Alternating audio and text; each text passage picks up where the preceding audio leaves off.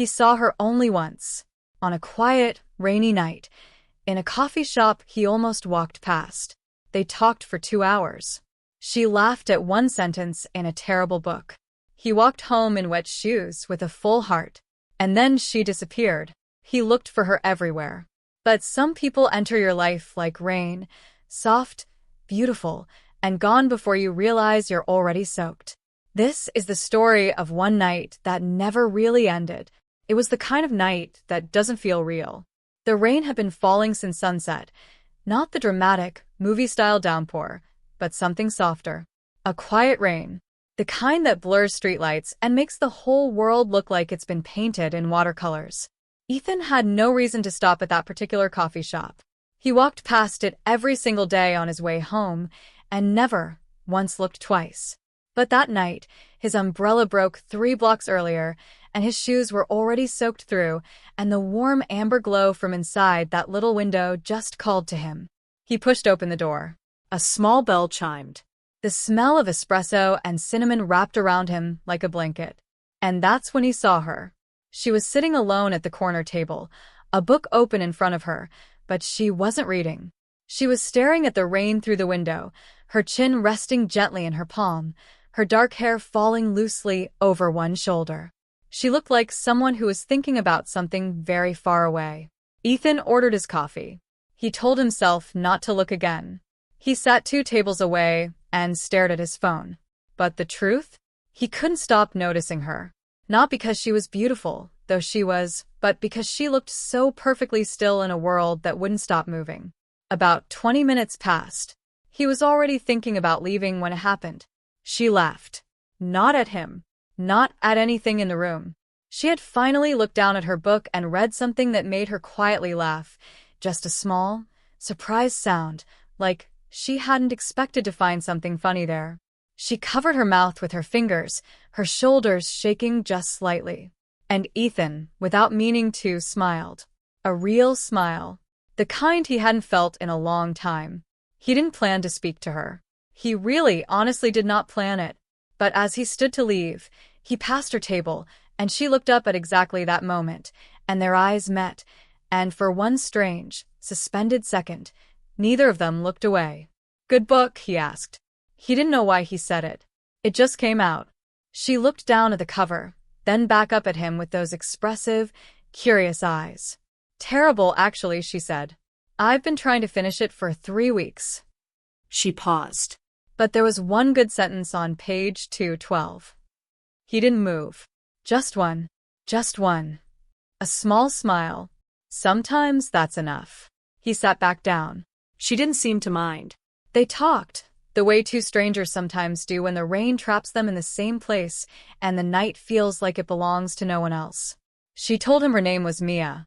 She told him she was a landscape architect, that she designed parks and gardens for a living, that her work was about creating spaces where people could breathe. He told her he was a photographer, that he spent his days trying to capture moments that were already slipping away. "That's a little sad," she said softly. "Or a little beautiful," he replied. "Depending on how you look at it." She looked at him for a moment after he said that. Really looked like she was deciding something. They stayed for 2 more hours. The coffee shop emptied around them. The rain slowed to almost nothing. At some point they moved to the same table. He couldn't even remember when that happened. They talked about cities they wanted to see, about music that made them cry in the car, about the particular loneliness of Sunday afternoons, about the way some conversations feel like coming home even when you've never been there before. When they finally stepped outside, the rain had stopped completely. The street was clean and quiet and smelled like something new. She looked up at the sky. "The stars are out," she said, a little surprised. He looked at her instead. They didn't exchange numbers that night. He still doesn't understand why. Some part of him assumed the universe would arrange another meeting, the way it had arranged the first one. He walked home in wet shoes with a full heart and fell asleep thinking about one good sentence on page 212. But the universe, as it turns out, is not particularly organized. He went back to that coffee shop the next day. And the day after that. He told himself it was just a good coffee. But his eyes always moved to that corner table first. She wasn't there. Weeks passed. He took longer walks home, varying his route, half hoping and half embarrassed by his own hoping. He thought about her at odd moments, when he passed a garden, when the rain came back, when he found himself reading a book and wondering if any sentence would be good enough. And then, 3 weeks later, on a Tuesday afternoon with no particular significance, she was there. Not at the coffee shop. At a small park near his apartment. She was crouched in the grass near a flower bed, taking notes in a worn leather notebook, completely absorbed. She was wearing a pale blue jacket and her hair was pinned up loosely, and she looked like she belonged there in that quiet green space, the way a person looks when they're exactly where they're supposed to be. He almost kept walking. Almost. Still trying to finish the terrible book, he called. She looked up, and the smile that broke across her face, slow and surprised and genuinely warm, was the most beautiful thing he had seen in years. After that, they kept finding each other. It felt less like coincidence and more like gravity. They began meeting intentionally. Walks in the early evening, coffee on Saturday mornings, long Sunday conversations that stretched from afternoon into dark. He learned things about her in pieces. That she hated the sound of alarm clocks but woke up naturally at sunrise. That she kept dried flowers pressed inside every book she owned. That she talked to plants and was completely unembarrassed about it. That she had traveled to 7 countries alone and was afraid of exactly none of them except, oddly, escalators. She learned things about him, too. That he developed film in a small darkroom in his apartment and loved the part where the image slowly appeared. The magic of it never got old. That he called his mother every Sunday morning without fail. That he was quiet at parties but came alive in small rooms. That he had been hurt before, badly, and was still learning how to be open again. One afternoon, they were walking through a botanical garden. Her idea, obviously, and she stopped in front of a Japanese maple tree, its leaves burning red and gold in the autumn light. "I designed a garden once," she said quietly, "and put a tree just like this in center." The client asked why. I said, because some things just need to be the heart of something. Ethan stood beside her and looked at the tree. Did it work? She smiled. The client cried when they saw it. He reached over, very gently, and took her hand. Not dramatically, not as some grand statement. Just took it, like it was the most natural thing in the world. She let him hold it, her fingers folded around his. They stood there for a long time, neither of them saying anything. The light moved through the leaves. Somewhere nearby, a child laughed. The world kept going, but in that small moment, Ethan felt something settle inside him, something that had been restless for a very long time. A month into whatever this was, neither of them had named it yet, and maybe that was part of its sweetness. He took her to see a night photography exhibition at a small gallery downtown. His photographs were not in the exhibition, but he had been invited to the opening by the photographer, an old friend, and he wanted to share the evening with someone who would understand why these images mattered. She stood in front of one photograph for a very long time. It was a shot of an empty street in the rain, the reflections of the traffic lights making rivers of red and green on the wet asphalt. "That's how that night felt," she said quietly. "The night we met. Everything looked like this." He stood beside her. His heart was very loud. "Mia." He said her name carefully, like it mattered. Her phone rang. She looked at the screen. Her expression shifted, something complicated passing through her eyes. She looked up at him and said, "I'm sorry. I have to take this." And she stepped outside. He waited. 5 minutes. 10. He stepped outside himself. She was standing on the sidewalk, the phone pressed to her ear, her free hand pressed against her heart. Her face was turned away from him. When she turned around and saw him, she had composed herself, but her eyes were bright in a way that had nothing to do with happiness. "I have to go," she said. Her voice was steady, but her hands were not. "Mia, what?" "I'm really sorry." She touched his arm, briefly, gently. "I'll explain." "I will. Just not tonight." And she hailed a taxi, and she was gone. Just like that. The door closed, and the car pulled away, and the street where she had been standing was just a street. She didn't explain. He waited for a message that didn't come. He went to the coffee shop. He went to the park.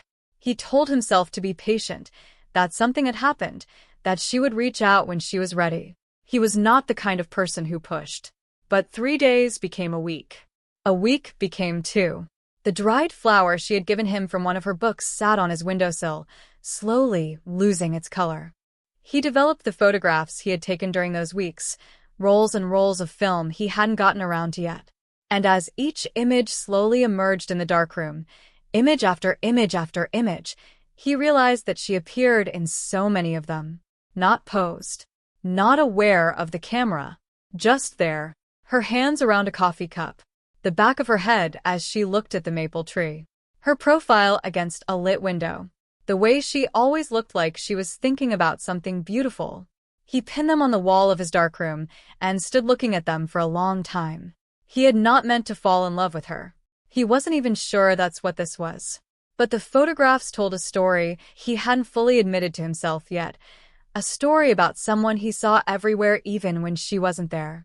22 days after she disappeared from outside the gallery, there was a knock at his door. Mia stood in the hallway. She looked like she hadn't been sleeping well. She was holding a small paper bag, coffee from the shop where they'd met. 2 cups. "Can I come in?" she asked. He stepped back.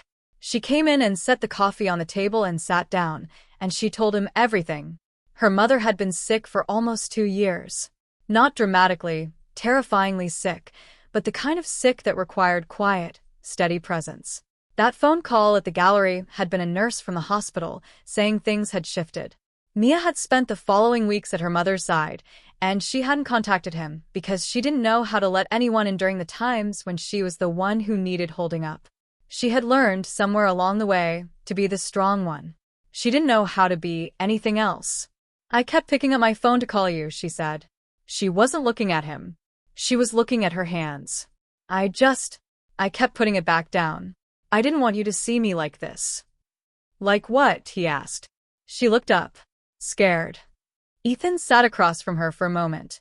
Then he moved to the chair beside her. He didn't take her hand this time. He just sat close enough that she could feel that he was there. "How is she now?" he asked. "Better. Stable." She let out a long breath. "Better." Good. He was quiet for a moment. "I'm glad you came back." She turned to look at him. "Really look? Why did you wait? You could have looked for me. You knew the coffee shop. You knew the park." "Because," he said simply, "I wanted you to choose to come back, not feel followed." She looked at him for a long moment. Then she leaned her head slowly against a shoulder. He felt her exhale, a deep, releasing breath, like she had been holding something for a long time. Outside, it had begun to rain again. That winter, they fell into something that neither of them rushed to name. It was a love that built slowly, like a photograph developing in a darkroom, the image emerging gradually, softly, until suddenly it was there, and it was clear, and it was undeniable. He photographed her in all the ways she didn't expect. Not portraits, she was never comfortable being posed. But her hands, her shadow, her reflection in a rain-wet window, the empty chair where she always sat, the way a room felt different when she had been in it.